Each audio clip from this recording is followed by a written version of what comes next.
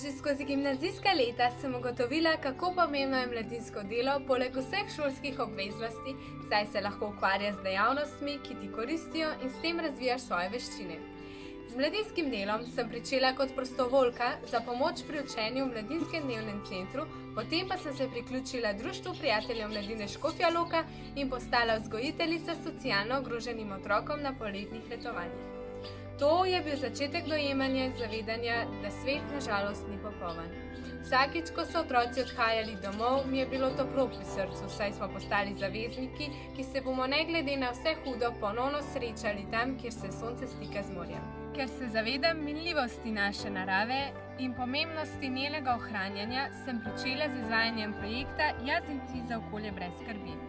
Pri tem gre za aktivno participacijo osnovnošolcev, da pričnejo razmišljati o okolju, se razvijati v aktivne državljane, ki bodo prispevali k razvoju boljše družbe. Z istim namenom kot slovenska ambasadorka ustvarjam klub mladih poročevalcev za okolje v okviru Ekošole, kjer se bomo povezovali mladi s ciljem, da prevzamemo aktivno vlogo digitalnega ali pisnega poročanja, kaj se dogaja z našo naravo. Vsakemu, ki še ni prepričan, če ga mladinsko delo veseli, priporočam, da se vključi v neko mladinsko organizacijo in ji da priložnost, da se ob vrstnikih, mentorjih in enako mislečih razvija na vseh področjih.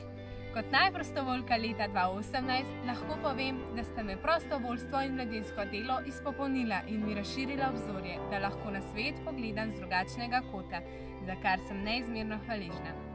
Mislim, da sem zaradi tega boljša oseba in ker dobrih oseb nikoli ni premalo, upam, da se ne bojiš in da stopiš na to pot kot mladinski delavec ali voditelj in izkusiš vse čare tega dela.